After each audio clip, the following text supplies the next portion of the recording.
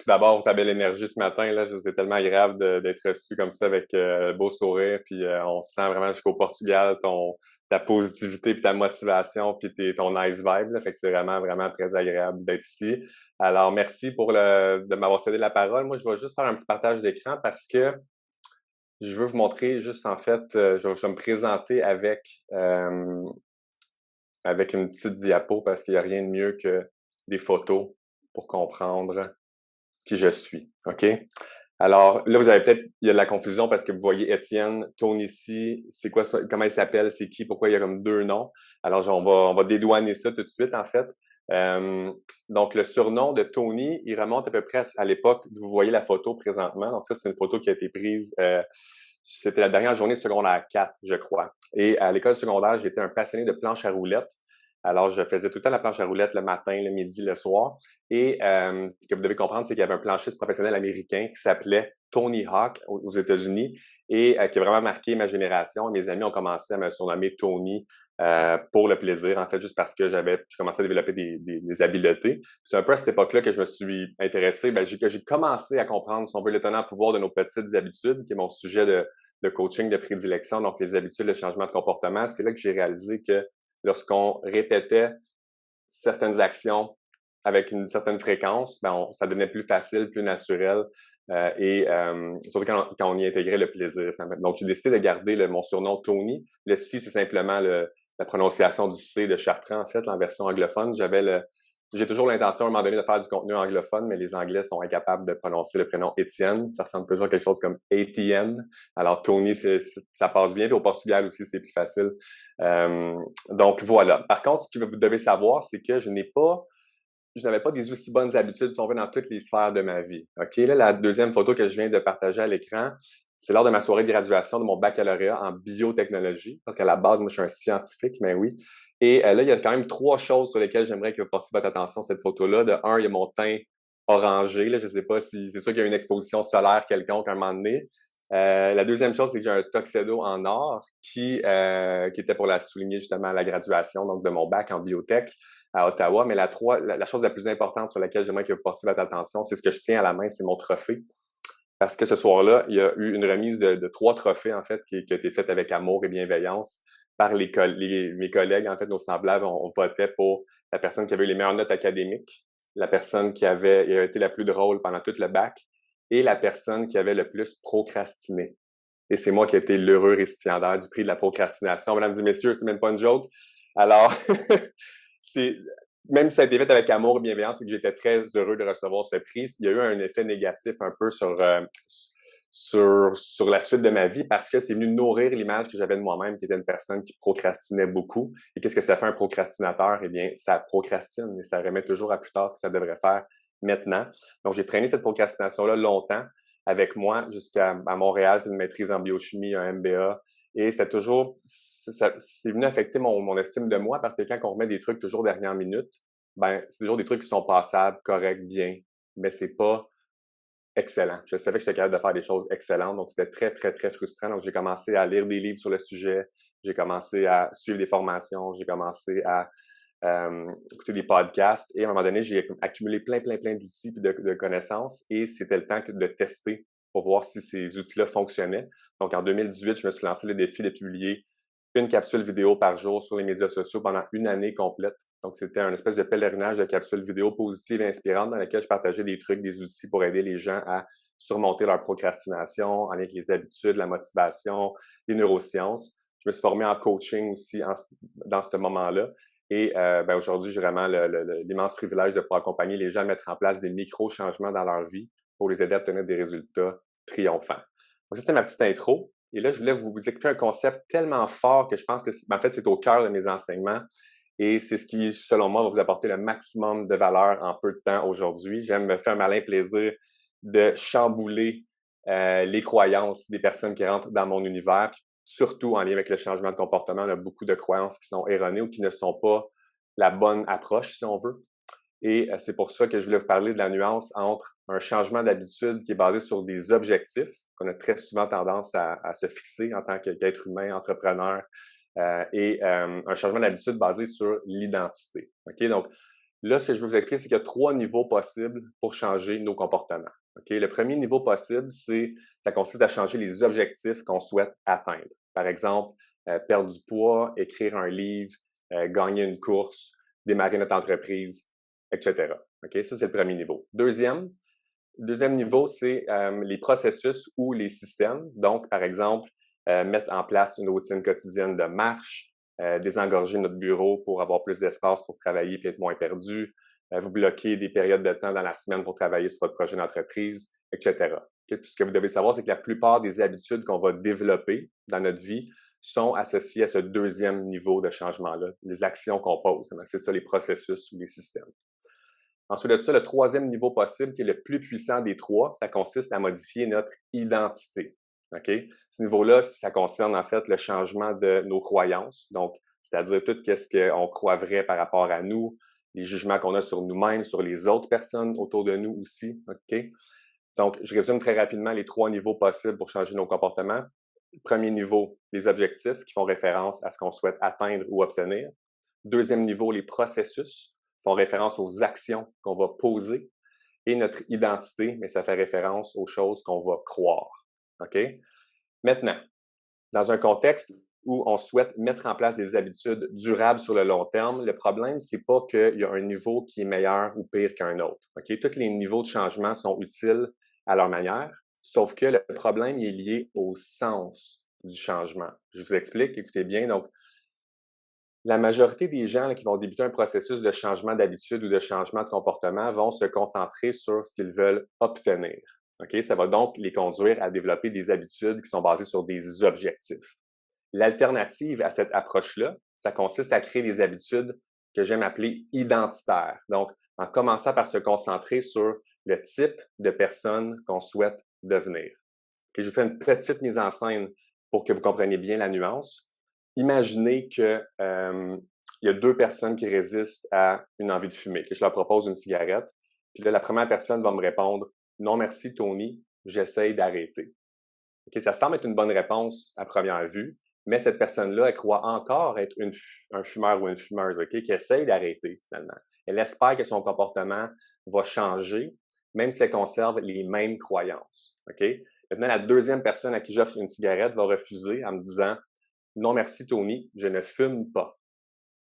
C'est légèrement différent, mais cette formulation-là, ça va m'indiquer qu'il y a eu un changement au niveau de son identité. C'est-à-dire que fumer, ça faisait partie de sa vie passée, mais pas de sa vie actuelle. Elle ne s'identifie plus à un fumeur ou à une fumeuse. OK? Puis la plupart des gens vont pas nécessairement imaginer qu'un changement d'identité, ça puisse vraiment les aider à s'améliorer. C'est-à-dire qu'ils vont adopter un raisonnement qui est plutôt simple, du genre je veux devenir mince, OK, le résultat souhaité. Donc, si je fais ce régime-là, comme il faut, le processus, je devrais maigrir. OK? Donc, ils se fixent des objectifs, puis ils déterminent des mesures, des actions à prendre pour les atteindre, mais sans tenir compte de la confiance qu'ils vont placer dans leurs actions. OK? Ils ne vont pas changer la façon dont ils se perçoivent, puis en plus de ça, ils ne vont pas réaliser que leur ancienne identité est en train de totalement saboter leur nouveau plan, finalement. Donc, ce que vous devez comprendre, c'est que derrière chaque système d'action que vous mettez en place dans votre vie se cache toujours un système de croyances. Peut-être que vous aimeriez ça avoir plus d'argent, OK? Mais si votre identité vous pousse à consommer plus qu'à créer de la valeur ou à économiser, ben c'est malheureux, mais vous allez continuer à en dépenser plutôt qu'à en gagner. OK? Peut-être que vous aimeriez ça être en meilleure santé, mais si vous continuez à privilégier le confort à la réussite, vous allez plus souvent vous retrouver dans votre divan à écouter Netflix plutôt qu'à aller faire du surf ou aller jouer, aller au gym, par exemple. OK? Donc, c'est tellement difficile de changer vos habitudes si vous ne changez pas les croyances cachées qui ont conduit à vos anciens comportements. Vous êtes fixé un nouvel objectif, bravo. Vous avez défini un nouveau plan d'action, super, mais vous n'avez pas changé votre identité, donc le type de personne que vous êtes, merde. OK? C'est là que ça bug. Donc, le véritable changement de votre comportement sur le long terme, ça repose toujours sur le changement de votre identité. Okay? N'oubliez jamais ça. Donc, votre objectif, ce n'est pas de perdre 20 livres, OK? Mais c'est plutôt de devenir une personne qui mange santé. Excusez-moi, il me reste 5 minutes. L'objectif, c'est pas de courir un marathon. L'objectif, c'est de devenir un coureur ou une coureuse. OK? L'objectif, c'est pas d'apprendre à jouer du piano, mais c'est plutôt de devenir, par exemple, un musicien ou une musicienne. OK? Donc, maintenant, si on regarde le processus de changement de comportement à court terme, de changement d'habitude à court terme, il y a plein de raisons qui peuvent expliquer pourquoi vous avez peut-être autant de difficultés à mettre en place vos nouvelles habitudes. OK? Peut-être que vous êtes trop occupé en ce moment, vous êtes trop fatigué, vous êtes trop débordé, puis il y a plein d'autres raisons qui pourraient justifier le fait que c'est difficile à court terme. Mais sur le long terme, OK, la véritable raison pourquoi vous n'arrivez pas à maintenir votre habitude sur le long terme, c'est parce que, ou vous défaire d'une mauvaise habitude, c'est la même chose, c'est parce que l'image que vous avez de vous-même vous en empêche. OK? Donc, n'oubliez jamais ça. C'est exactement pour cette raison-là que vous ne devez jamais trop vous attacher à une seule version de votre identité. Parce que si vous dites, ah, moi, je suis comme ça, puis that's it, mais vous fermez, en fait, toutes les autres opportunités d'apprendre des nouvelles choses, de mettre en place des meilleures habitudes ou vous coupez des opportunités, finalement. Donc, c'est important de rester malléable dans nos identités, finalement. OK? Et si vous souhaitez progresser dans votre vie, ben, vous allez avoir besoin de désapprendre plusieurs choses, OK? Puis pour devenir la meilleure version de vous-même, il faut que vous modifiez en fait continuellement vos croyances, puis que vous travaillez à optimiser, à développer votre identité. Maintenant, probablement qu'il y a plusieurs d'entre vous qui allaient dire, ouais, mais Tony, OK, c'est bien beau tout ça, l'identité, mais comment on fait pour changer notre identité? Tu sais, comment je fais? Fait que la manière la plus simple que je puisse vous expliquer, donc, c'est correct de partir de votre objectif. Il n'y a rien de mal de prendre votre objectif comme point de départ. J'aimerais avoir des abdominaux d'acier, j'aimerais m'ouvrir une entreprise, une deuxième entreprise sur le web, j'aimerais perdre 10 livres. C'est correct de prendre ça comme point de départ. Mais maintenant, posez-vous la question, quel type de personne serait capable d'atteindre ce résultat-là? OK? Donc, la première étape à faire, c'est déterminer quel type de personne vous souhaitez devenir. OK? Puis la deuxième étape, c'est de vous le prouver à vous-même le plus souvent possible, en commençant au moins une action que ce type de personne-là ferait. OK? Puis la beauté de ça, c'est que, disons que je veux courir un marathon, donc je dois devenir un coureur. Donc, qu'est-ce que ça fait un coureur? Ça court. Donc, à chaque fois que je vais mettre mes espadrilles de sport et que je vais sortir à l'extérieur de la maison, c'est l'équivalent que si j'aurais fait un vote positif en faveur de mon identité de coureur. OK? Puis la bonne nouvelle avec ça, c'est que ça fonctionne exactement comme dans une élection. C'est-à-dire que ça prend pas une unanimité, mais ça prend une majorité de votes. Okay? Fait qu'il y a des journées où est-ce que ça va être peut-être un peu plus difficile, vous n'arriverez pas à mettre vos chaussures puis sortir à l'extérieur, c'est normal, ça fait partie de la vie, il va y avoir du trafic, vous allez être malade, vos proches vont avoir besoin plus de vous, vous pourrez peut-être pas le faire, mais si la majorité du temps, vous commencez cette action-là importante, mais vous allez accumuler assez de preuves qui vont vous prouver qu'au final, c'est comme, hey, peut-être que c'est le genre de personne que je suis finalement, ça fait plusieurs fois que je sors courir, donc je suis peut-être un coureur.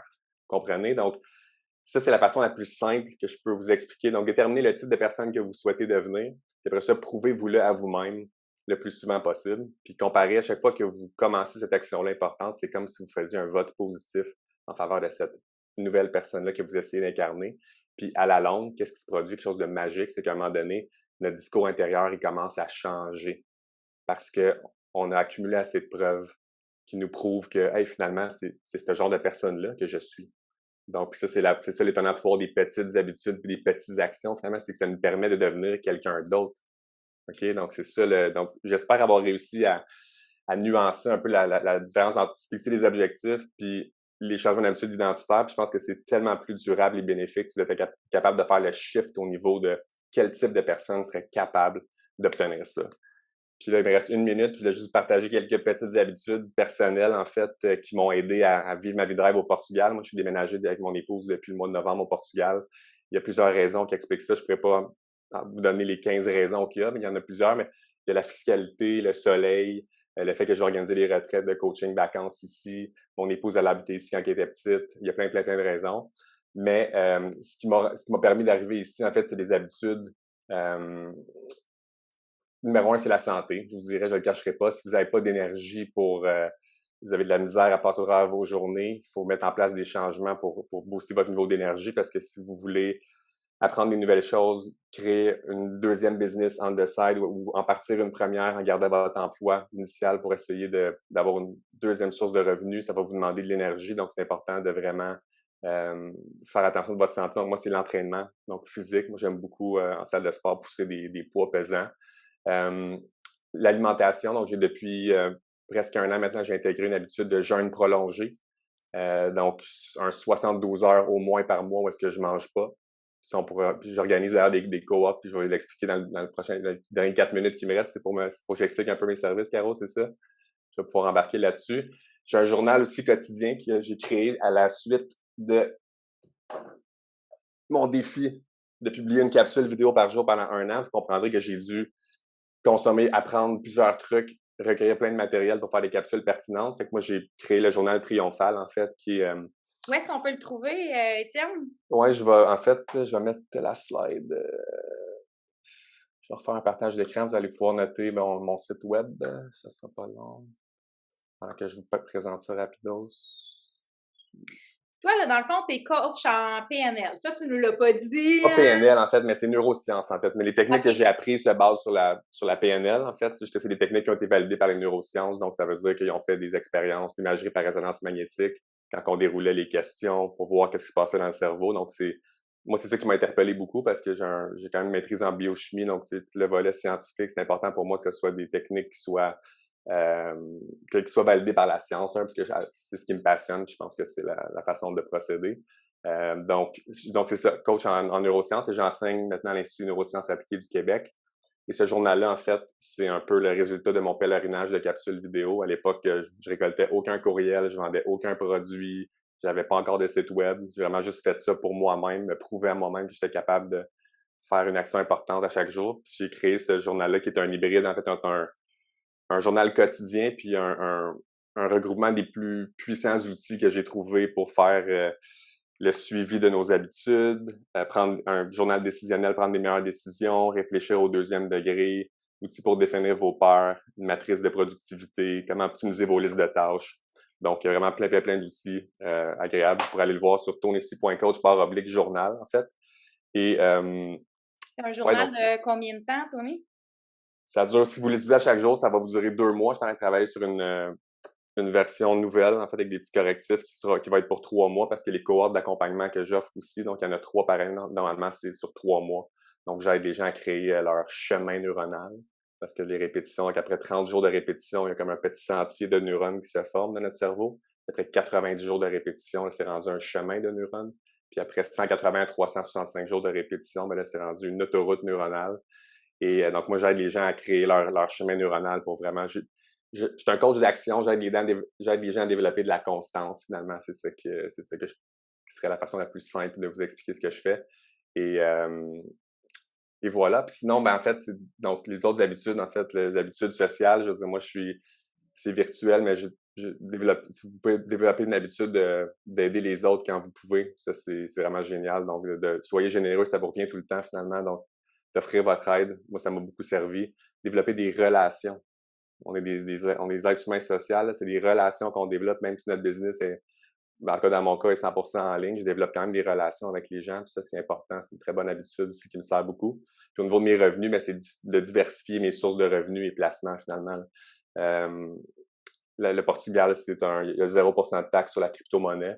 Moi, je suis dans la crypto-monnaie depuis 2017. Fait que c'est rester curieux avec les nouvelles technologies aussi. C'est important de regarder qu'est-ce qui se passe autour. Il y a beaucoup d'opportunités. Il faut juste rester curieux, curieuse, puis se donner le temps aussi d'aller explorer parce qu'il y a beaucoup de choses qu'on pourrait faire, mais c'est choisir qu'est-ce qui nous interpelle le plus, avec quoi on est le plus aligné, selon qu'est-ce qui nous fait plaisir, qu'est-ce qu'on aime, puis ça va être facile, puis ça va se faire naturellement, comme tu nous disais, Caro, puis je termine là-dessus au début, tu sais, on travaille le samedi, mais finalement, on a zéro l'impression de travailler, tu sais, parce qu'on est juste pleinement aligné avec notre mission, puis avec ce qu'on fait, donc il n'y a aucune friction dans se pointer un samedi, c'est juste naturel pour nous, c'est ça qu'on est, tu sais. Exactement. Donc, voilà. Hey, merci beaucoup, Tony. Fait que allez ajouter Tony sur Facebook, Instagram, LinkedIn. Fait que vraiment, merci beaucoup d'avoir été là avec nous ce matin.